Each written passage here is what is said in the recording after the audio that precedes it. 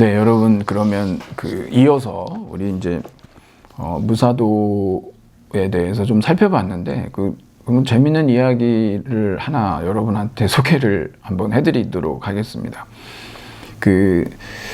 사무라이를 숭배하는 일본에서 아주 신화적인 인물이 있습니다. 예, 저도 뭐 영화도 봤고 만화로도 뭐 나와 있고 그런데 여러분 이제 미야모토 무사시라고 하는 아주 검객이 있습니다. 뭐 평생을 60번을 싸웠는데 뭐 모두 다 전승을 했습니다. 근데 사실 이제 이 검술이 뛰어난 건 뭐 기본이고요. 이 사람은 대단한 아주 심리전의 아주 전문가였고 아주 탁월한 전략가라고 하는 측면에서 대단히 이제 많은 인기를 누리고 있는 그런 인물이죠. 후나지마 결투 또는 갈류지마 결투라고 하는 그러한 아주 걸출한 사건이 하나가 있는데 1612년 4월 13일에 이 후나지마 또는 이제 갈류지마라고 하는 이제 섬에서 사사키 고지로라고 하는 사람하고 이제 결투를 벌이게 되는데 이때 있었던 그 사건이 있거든요. 이 사람은 이제 2001류라고 그래가지고 아까 우리가 살펴봤던 대로 긴 칼하고 짧은 칼 두 개를 아주 기가 막히게 이제 사용하는 그러한 사람입니다. 근데 이 고지로라고 하는 사람은 이제 장태도라고 그래가지고 긴 칼을 하나를 이제 사용을 하거든요. 근데 아까도 말씀드렸듯이 이 무사시라고 하는 사람이 아주 뭐 심리전의 대가라고 제가 말씀을 드렸지 않습니까? 이 사람은 결투를 하는데 제 시간에 간 적도 없고요. 그리고 뭐 미리 가서 있다가 갑자기 공격을 하거나 아니면은 이제 대체로는 항상 늦습니다. 그러니까 여러분 한번 상상을 해보십시오. 이 고지로라는 사람도 새벽부터 이제 그 섬으로 건너가서 기다리고 있는 겁니다. 이제 나올까 저제 나올까 엄청난 긴장 속에서 그냥 버티는 거죠. 1시간, 2시간, 3시간. 오질 않습니다. 그래가지고 이제 영주가 늦지 말고 오라고 했는데도 그때서야 일어나서 그리고서 이제 배를 젓는 노 있지 않습니까? 2개를 달라고 그래가지고 그 배에서 그거 집에서도 깎고 배에서도 깎으면서 심지어는 배를 타고 건너가면서 거기에서 졸기까지 했다고 그러죠. 지금 이 고지로라는 사람은 아침부터 새벽부터 기다리느라고 지칠 대로 지치고 이제는 뭐 처음에는 화났다가 나중에는 뭐 무력감에 빠져가지고 그런 상황에서 집에 갈까 그러고 있는데 지금 이제 무사시가 온 거죠. 여기에서 이제 다시 전의를 불태워서 공격을 하려고 하는데 이 장태도 아닙니까? 이 사람이 이제 칼집을 버리고 달려드니까 너는 졌다. 칼집을 버린 것 자체가 당신이 졌다는 뜻이다 이러면서 굉장히 화를 돋구고요. 그리고 이 사람이 장태도가 이 무사시의 미간을 가르기 이전에 이미 뭐 두개골을 박살을 냅니다. 뭘로 했느냐 그러면은 바로 이제 아까 노를 깎았다고 그랬지 않습니까? 목검으로 훨씬 길죠. 그 목검으로 가볍지 않습니까? 먼저 선제 공격을 해가지고 두개골을 박살내고 뭐 어깨를 공격하고 그래가지고 결국 승리를 거두는데 왜 제가 이런 말씀을 드리냐 그러면은 사무라이와 관련된 많은 어떤 신화적인 얘기들이 분명히 있지만 결국 이 무사시라고 하는 사람의 어떤 승리의 요인은 다른 곳에 있는 것이 아니고 그러한 어떤 전략이나 심리전에 있었다라고 하는 거. 그래서 이제 제가 이제 어떤 하나의 책에서 나온 얘기를 여러분께 소개해 드리는 건데, 그래서 우리가 어떤 논증이나 토론을 할 때도 우리가 이제 메시지를 공격할 수 없으면 메신저를 공격하라고 그러는 거죠. 화를 돋구는 거죠. 그것이 아마도 이 무사시의 승리에 아주 어떤 비결이 아니었냐라고 하는 거를 이 사건을 통해서도 우리가 이제 알 수가 있습니다. 여러분도 한번 무사시라고 한번 검색을 해서 보시면 될 것 같습니다. 그리고 아까 제가 이제 좀 말씀을 드렸는데 여러분이 좀 이따 나오겠지만 여러분 2세 대신궁이라고 하는 이거 뭐 아주 아마테라스를 모시고 있는 이 천황과 직결되는 그러한 이제 황실의 신이죠. 한번 여러분들 유튜브 보시면 잘 나와 있습니다. 이 내궁의 아마테라스를 모시고 있는데, 그리고 또 이제 다른 우리나라 어떤 좀 전문가 분이신데, 예, 그분에 의하면 아마테라스 2세 대신궁의 내궁의 지붕을 보면은요, 그 엮는 방식 자체가 백제식이라는 거예요. 그 갈대숲을 엮어서 그래서 이제 지붕을 얹어 놓는 그런 형태거든요. 뭐 분명히 이제 백제의 후손이다 이런 얘기들, 천황이 그런 얘기들이 분명히 있고 인정도 했지 않습니까? 그런 얘기를 이제 하시는 것도 있는데 한번 여러분들이 그거 보시고 거기에 가보면은 이제 신사에 들어갈 때 기본적으로 어떤 아까 말씀드렸듯이 어떤 정화행이라는 게 있습니다.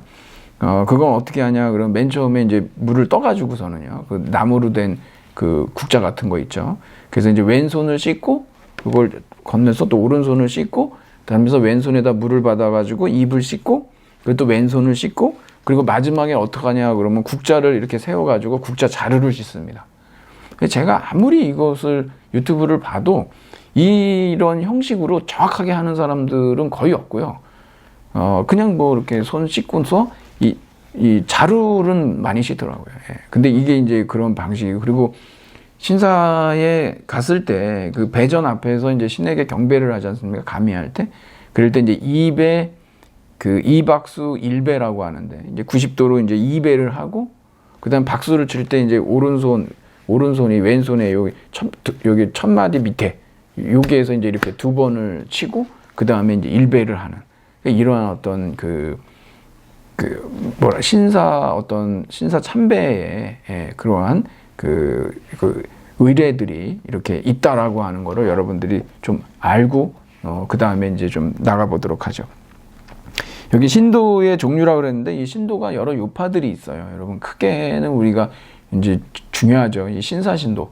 우리가 이제 국가신도라고 보통 얘기를 하고요.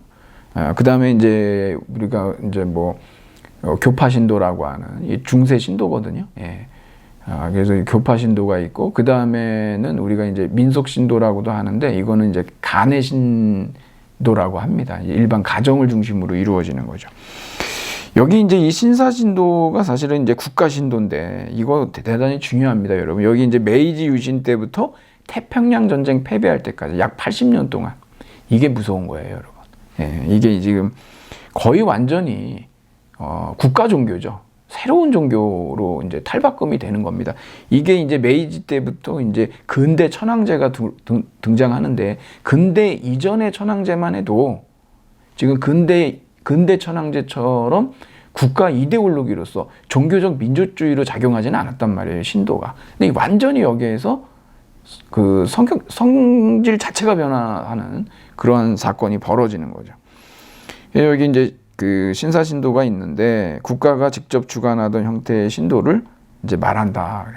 사실은 여러분, 아까도 말씀드렸다시피 제1대 천황이었던 그런 어떤 덴무텐노 때부터도 신사의 명칭, 그 다음에 신사 건축 이런 것들을 관리를 했거든요. 그런데 메이지 시대에 와가지고서는 아예 신사국을 만듭니다. 그래가지고 이 전국에 있는 모든 신사들을 갖다가 국가에서 관리를 해요. 예, 그 신사국이 있어요, 아예. 그래서 아주 국가적인 신사 제도를 만들어 버립니다. 그래서 국가 신도예요. 철저하게 관리했겠죠? 왜 그랬을까요? 결국은 이데올로기예요. 여기 보면은 그래서 도쿠가 막부가 끝나고,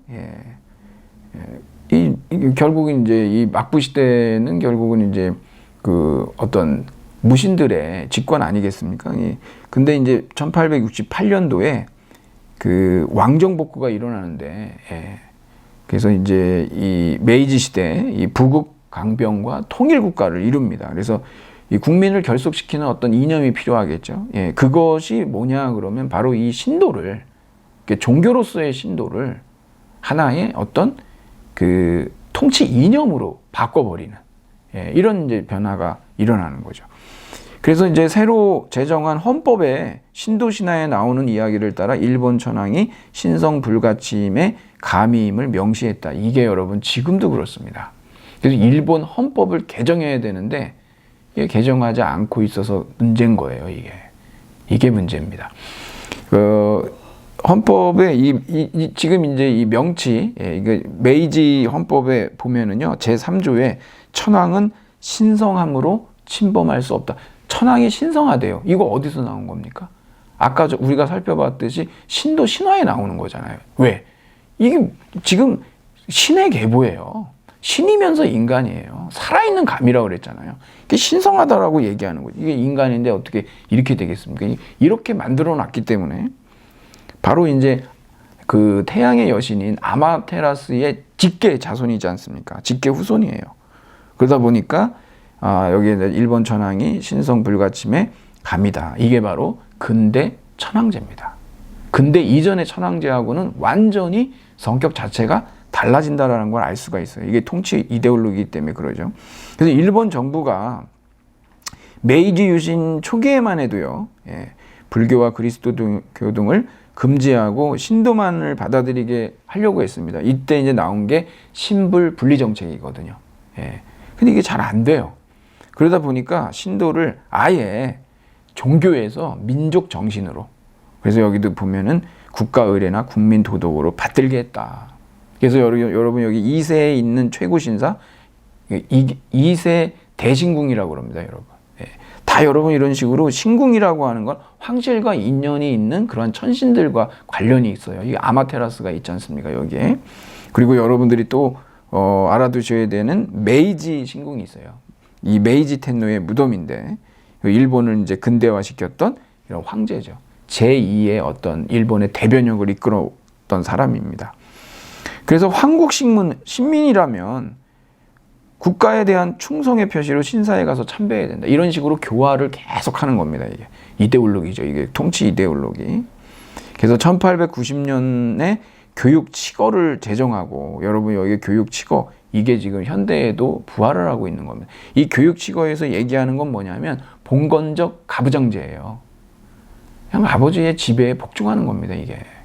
그래서 일본이 그런 면에서 어떤 충성과 복종, 우리가 국화와 칼이라고 하는 루스 베네딕트의 책에도 보면은 일본은 뭐가 중시해야 됩니까? 충성이에요. 한국은 효고요. 그렇게 다른데 바로 이런 데서 우리가 그런 걸 알 수가 있죠. 그러니까 완전 천황 숭배를 강화하면서, 이때 당시에는 여러분 불경죄라는 게 있어요.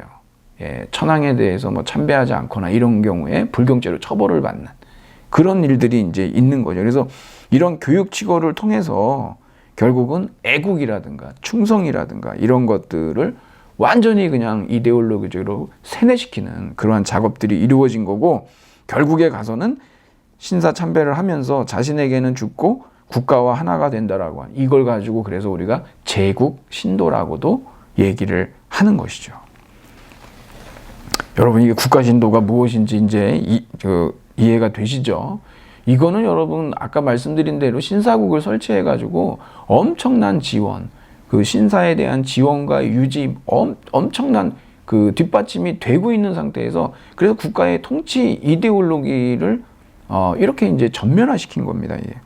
그렇게 정치 이념으로서의 신도 신앙은 국가와 천황을 위해 목숨을 버리는 걸 영광으로 생각하게 해가지고 2차 세계대전 때 여러분이 잘 알고 계시는 카미가제 자살 특공대죠. 이걸 여러분 어떤 표현도 쓰냐 그러면 조금 적어지만 2차 세계대전 때 이미 일본은 미사일이 있었다라는 표현을 써요. 이게 미사일이나 다를 게 없지 않습니까? 그냥 가는 기름만 줘가지고 비행기 타고 가서 그냥 항공모함에 그렇게 해서 자살을 하니까 미사일이나 다름없다라고 하는 것이죠. 그런데도 뭐 줄을 섰다라고 여기 얘기할 정도니까. 자, 일본 제국주의 식민시대에 이제 한국도 이제 이렇게 신사참배를 강요했죠. 창씨개명이라든가 이런 걸 통해 가지고 결국은 이제 한국 신민화를 시키려고 하지 않았습니까? 이게 이제 결국 일본의 이제 동화 정책을 폈었고, 그런 어떤 결과가 지금도 이제 여전히 그 친일파 청산이 되지 않음으로 인해 가지고 한국 현대사에도 끊임없이 영향을 미치고 있는 것이죠. 천황은 살아있는 신이다. 그래서 현인신 이렇게 얘기하거든요. 현재 사람이면서 신이라는 아주 놀라운 이러한 사람으로 나타난 신이라는 거죠. 이건 뭐 가만히 들어보면 무슨 그리스도교의 예수 같은 느낌도 들고 그러는데, 여하튼 간에 이렇게 해서 일본인들의 어떤 근본 심성에는 이러한 어떤 천황제, 이 아마테라스의 직계 후손, 뭐 이런 것들이 영향이 없지 않겠죠. 제가 늘 강조하지만, 유발 하라리가 사피엔스에서 얘기를 했지만, 인간은, 이 사피엔스라는 종은 상상을, 그러니까 만들어진 상상을 믿는 그러한 종이다라고 하는 얘기를 했지 않습니까? 이거 믿는 거죠, 이제 이렇게.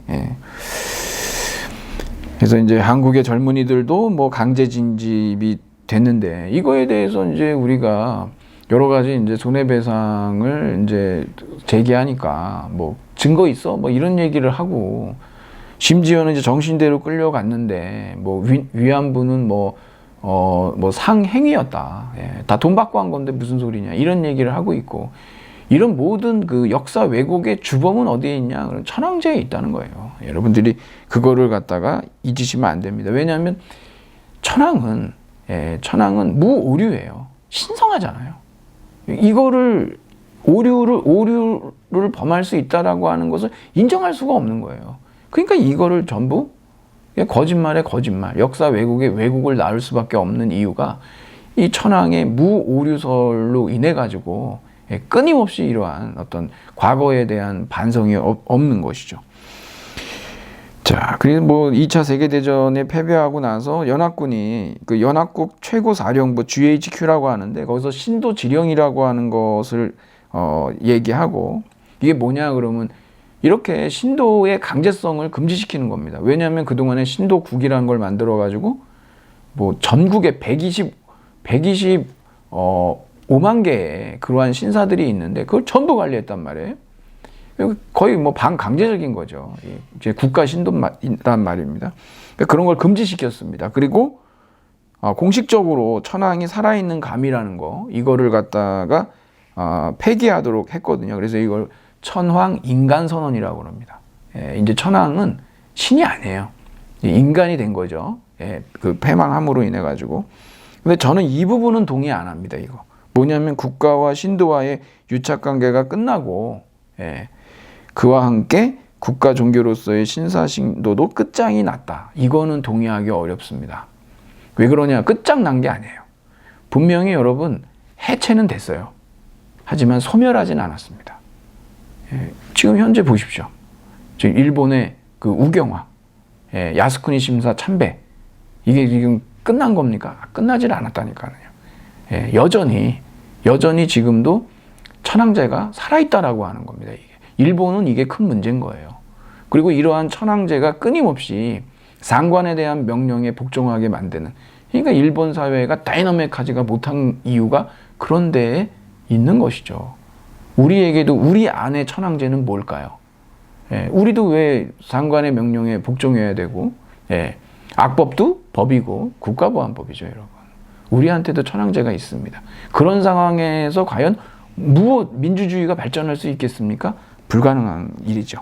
여러분들이 여기에서도 이 메가더 헌법으로 해서 이 쇼와 천황이 이제 결국은 전범자다라고 하는 얘기가 나오고 인정을 했고 인간 선언을 했다 하더라도 일본은 여전히 이것을 갖다가 받아들이지 않습니다.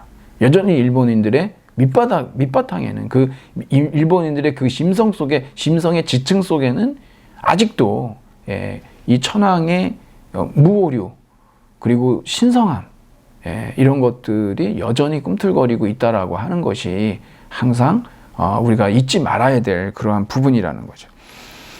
자, 그리고 이제 교파신도가 있는데, 여러분 이 교파신도라고 하는 것은 이제 그 19세기 말부터 이제 생겨났습니다. 이게 이제 종교 자유가 이제 헌법에 명시가 되거든요. 그래가지고 메이지 정부에서 공인을 합니다. 13개 교단을.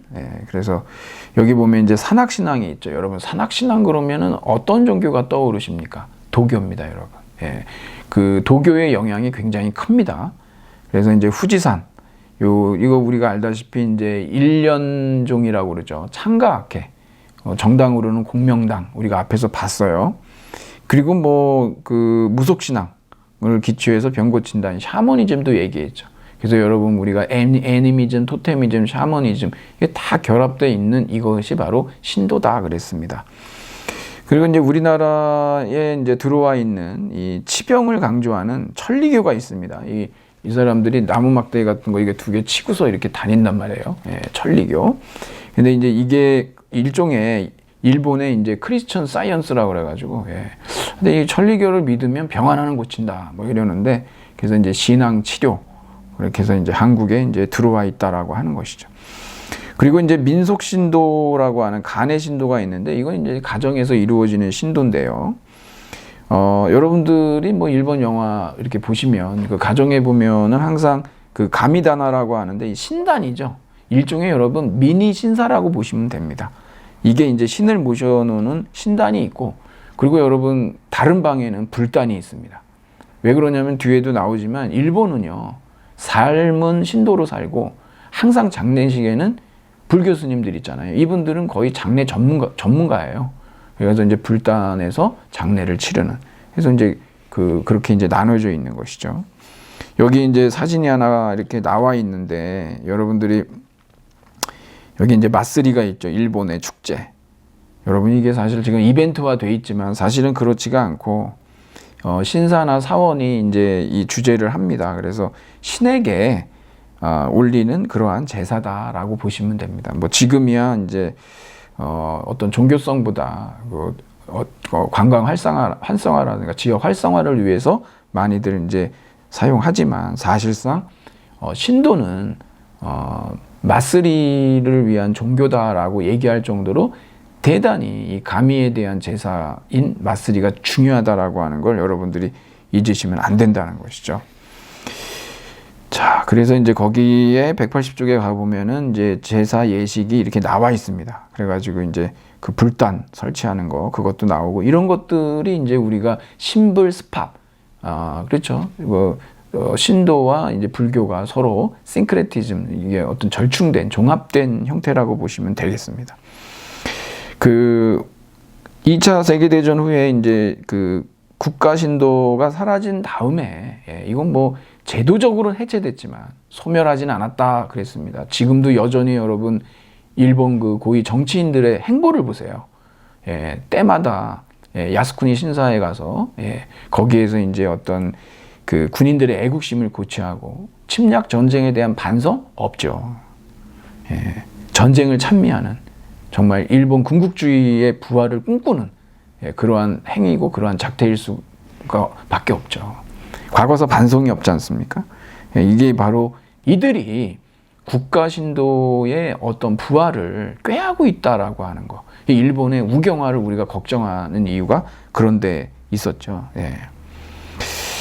자, 그래서 이제 신도 신자는 뭐 3, 4%에 지나지 않는다고 하지만, 양력 1월 1일이 되면은요, 하스모우데라고 얘기하는데, 이 사람들이 복 받으려고, 또 1년에 어떤 운세, 제비 뽑으려고 해가지고 평균 9천만 명이 신사를 방문합니다. 그 정월에. 거기에다 또 인생의 중요한 순간들 있지 않습니까? 뭐 결혼한다든가, 아니면 뭐 어떤 직장을 취직했다든가, 그럴 때마다 이들이 신사를 찾아서 가미에게 빈다라고 하는 것이죠. 뭐 집을 지을 때도, 고속도로를 낼 때도, 그리고 일본 자동차나 전차의 어떤 이 부적, 이거 이제 오마모리라고 하는데, 이 주술적인 부적 문화가 또 있고, 그 신사나무에 하얗게 걸린 부적종이 있지 않습니까? 여러분들이 뭐 이렇게 보시면은 막 팔락팔락 하는 거 보이는데, 그런 모든 것들이 결국 일본인들의 어떤 신도적 심성을 보여주는 예다라고 하는 겁니다. 이걸 여러분들이 꼭 잊지 마시고, 결국은 우리가 신도를 이해하지 않고는 일본이 일본 문화에 대한 이해는 불가능하다라고 우리가 감히 얘기할 수가 있겠습니다. 그 위에 여러분들이 이제 사진도 잘 이제 나와 있죠. 뭐 2차 세계대전 이후에는 사실 이제 이 국가 신도가 해체되기 때문에 이 내무성 산하에서 사실 신사에 많은 보조금이 지급됐는데 그게 이제 중단이 된 거는 사실입니다. 하지만 지금 이러한 지방의 신사나 이런 것들은 지역에서 운영을 다 합니다. 마쓰리나 이런 걸 통해 가지고 뭐 후원도 받고 그러거든요. 여전히 그 국가 신도는 해체됐지만 소멸됐다라고 얘기할 수가 없고 여전히 이제 그런 것들에 대한 국가 신도의 부활을 꿈꾸고 있는 그러한 우경화된 일본 정치인들, 군국주의자들이 여전히 차고 넘친다라고 하는 걸 우리가 잊어서는 안 되겠습니다. 마지막으로 여러분한테 그 일본의 공휴일과 이 천황제에 대해서 잠깐 언급하고 좀 정리를 해보겠는데요. 여러분 일본의 공휴일을 보면은요, 그 천황들의 생일을 기념해서 다 쉽니다. 사람들이 그렇게 생각할 수 있죠. 왜 내가 천황의 생일날 쉬어야 되지? 이런 생각을 물론 할 수가 있는데 그것은 마치 이런 거죠. 우리 덕분에 니네들 쉰다라고 하는 여전히 어떤 그 국가 중심의 어떤 시혜를 베푼다라고 하는 그런 의미들이 지금도 이제 계속 꿈틀대는 거죠. 근데 특히 이 다이쇼 데모크라시라고 그래가지고 다이쇼 천황 같은 경우는 생일이 그 휴일이 아니에요. 공휴일이 아닙니다. 왜 그러냐 그러면 이제 이 다이쇼 데모크라시 아무래도 이제 일본의 이 보수 세력이 봤을 때에는 굉장히 마음에 들지 않았던 것이죠. 그러다 보니까 공휴일이 이 다이쇼 천황만 없다라고 하는 겁니다. 자, 뭐 이렇게 해서 여러분하고 우리가 이제 그 일본의 어떤 그 토속 종교, 국민 종교로서의 신도에 대해서 이제 살펴봤는데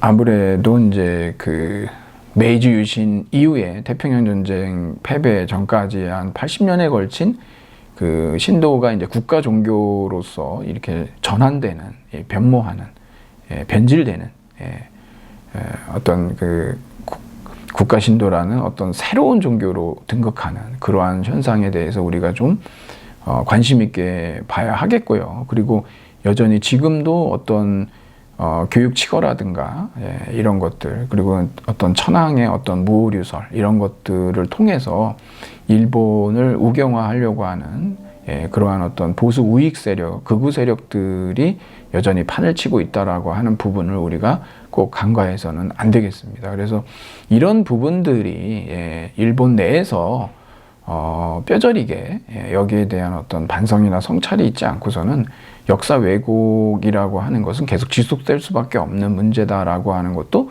우리가 이제 가늠할 수가 있는 것이죠. 항상 이런 부분에 대해서 우리가 주의 의무를 게을리해서는 결코 안 될 것 같습니다. 네, 그러면 여러분 우리 그 신도에 대한 그 공부를 여기에서 좀 정리하도록 그렇게 하겠습니다. 네, 여러분 수고하셨습니다.